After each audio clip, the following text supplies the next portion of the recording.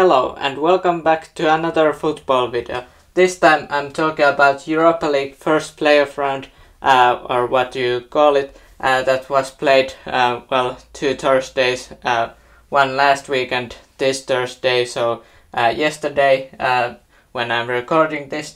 The first game out of the first playoff round was PSV against Sevilla, although 4 games started earlier for later, but what I've got here, PSV Sevilla ended up being 2-0 for PSV this later game, but because of Sevilla won 3-0 the first game, it ended up being actually Sevilla's overall win and they advanced through here.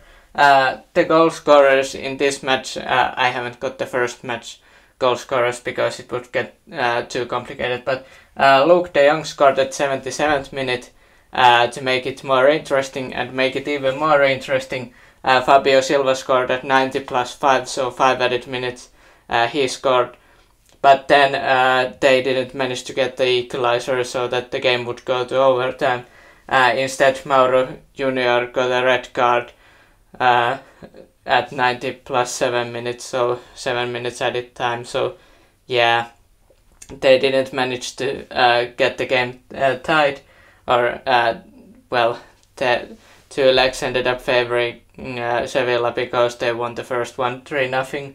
And yeah, Sevilla, they've had rough season in La Liga, not where they expected to be, but at least they now won this game and advanced through the round of 16 in Europa League.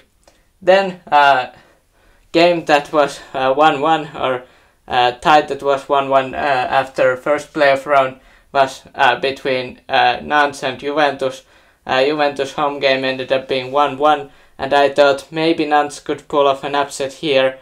They had okay season in Ligue 1, better lately, but then Di Maria decided to show up in this game and he scored 3 times, so hat-trick for him.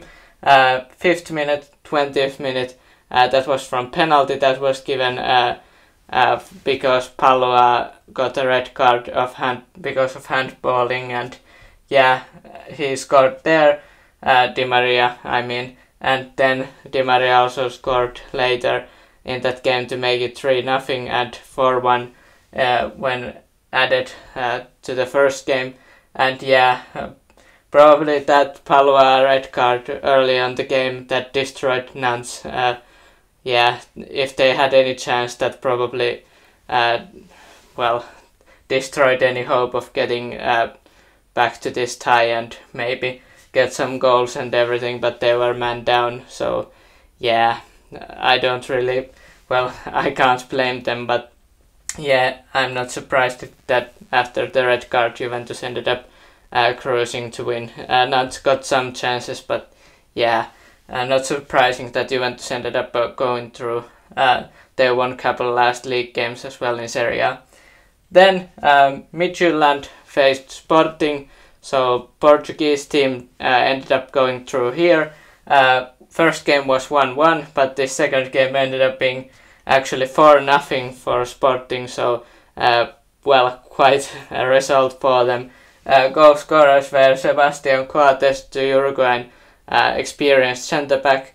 Then Pedro Gonçalves scored twice, and then, they didn't really score the fourth because it was Gardeman own goal that ended up being or making this game for this tie 5-1 and this game 4-0. And yeah, really Midtjylland didn't have a chance in this game, or maybe they had a couple chances, but yeah, it ended up being 4-0, and yeah, maybe they could have scored 1 or 2, but Sporting ended up going through here, and it didn't help that for Midtjylland, Paulinho, the Brazilian left back, got a red card in 38 minutes, so yeah, it didn't help them. So 3 games straight red cards. This game didn't feature a red card, but it ended up being actually quite close because of the first game Disasi scored second added minute in that game. It ended up being Monaco win 3-2 away from home, and I thought, well, Leverkusen have had rough season in Bundesliga, and Monaco have had quite a good season in Ligue 1. They still have a chance at winning the title, even though I probably think PSG wins it, but still, and yeah, I thought that Monaco would, well, go through of this one, but it didn't happen that way, because Leverkusen ended up, the game ended up being 3-2, and after penalties it was 5-3 win for Leverkusen, and yeah, Leverkusen goal scorers were Florian Wirtz, who had quite a game, 1 goal assist. First game he also had a goal, so great work there. Ezequiel Palacios also, Argentinian midfielder, scored, and Adli also scored. Whereas for Monaco, Ben Yedder, who has had good season, he scored from penalty spot, and Breel Mbolo scored. So actually, if Mbolo hadn't scored at 84th minute, it would have meant that the game wouldn't have gone to overtime and Leverkusen would have gone through anyway. So yeah, I was surprised that Leverkusen was able to do something like this, even though they've had rough season in Bundesliga and Monaco has had great season in Ligue 1. So yeah, but it happened, and Leverkusen happy to get through, and yeah, they might have a chance. I'm not sure who they play against yet. The draw was just before I checked this, but maybe they played against Ferencváros or something. I can't remember, but I will preview those games or those ties later, maybe a couple weeks down the road. Then Union Berlin and Ajax faced each other. I'm not sure if I'm surprised about this one, but Union Berlin, they have had a great season in Bundesliga so far, even though they had a couple recent not that great games in there, but first game ended up being 0-0, Ajax home game. This one, Union Berlin home game, 3-1. So yeah, overall 3-1 as well. Only goal scorer for Ajax was Mohamed Kudus, the Ghanaian, and yeah, for Union Berlin, Knoche scored from penalty spot. The defender quite good at penalties this season, apparently. I'm not sure if he has taken penalties before, but at least this season I've noticed I have written his name scoring from a penalty spot quite many times. And then what I labeled top 10 signing, I'm not sure which one it was, but yeah, I thought Juranovic was a great signing for Union Berlin. He scored at 44th minute, the Croatian right back, and then Dörhi also scored a goal, and yeah, it ended up being 3-1 Union Berlin win. Maybe this wasn't surprising because, well, Ajax, John Heitinga being coach, still probably a lot to learn because he hasn't been there for that long. And yeah, Union Berlin, they didn't really get that many chances, and Ajax had 74% of possession, but yeah, Union Berlin, they have had quite solid defensive record this season. They haven't scored that many goals in Bundesliga and in Europa League, but they have been solid defensively. And in this game also, this game featured red card as well. Edson Alvarez got a red card at 7th minute of added time, so 90 minutes was played, and yeah. Then Roma and Salzburg faced each other. First game ended up being surprise win for Salzburg, but this one was Roma's home game. They won 2-0. The overall score ended up favoring them 2-1, and they went through the round of 16. Andrea Belotti was the goal scorer, and also Paulo Dybala scored a goal for Roma as well. So yeah, close, but they ended up going through. Salzburg actually, they had possession, but yeah, Roma ended up going through there, and well, I'm not surprised. I thought that Salzburg maybe could have surprised them, but yeah, Roma probably deserved to go through of that one, even though Salzburg got their chances. But yeah, Roma has like Dybala and other great players in their squad. Then Rennes faced Shakhtar Donetsk. Ukrainian side ended up going through there. I'm not sure if it's a surprise for me.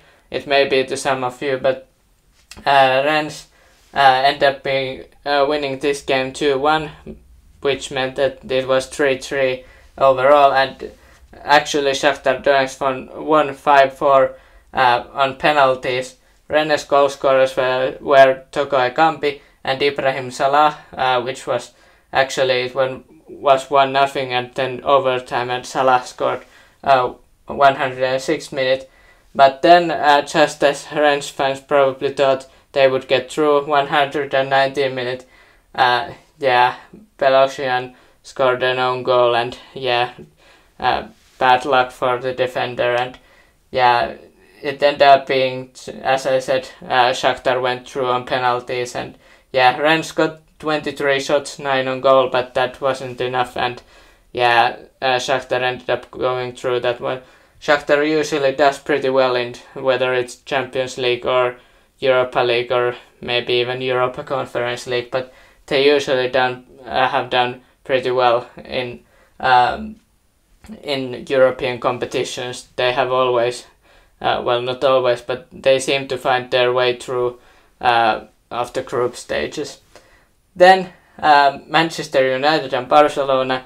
I'm sure that if you're still watching this video, this is probably the one that you were most awaiting of. 2-1 game for United, 4-3 overall. The first game was 2-2. Lewandowski started the scoring from penalty spot at 18th minute, and it looked good at halftime for Barcelona.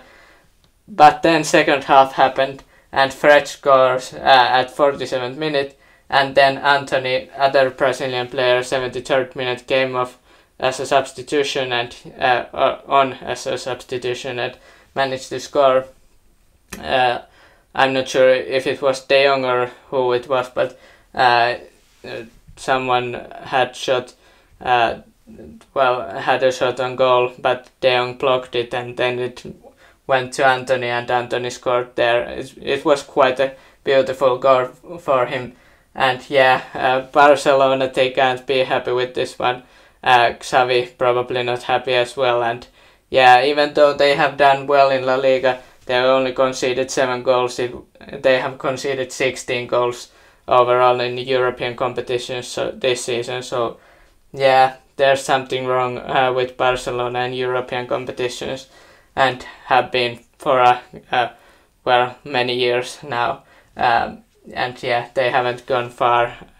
Well, last season they dropped against Frankfurt, and this season against United, both in Europa League matches. So and credit to Manchester United. Ten Hag has done great work there, and they're through, and they will face Real Betis if I'm not mistaken. So that will be an interesting tie as well, another Spanish team for them to face.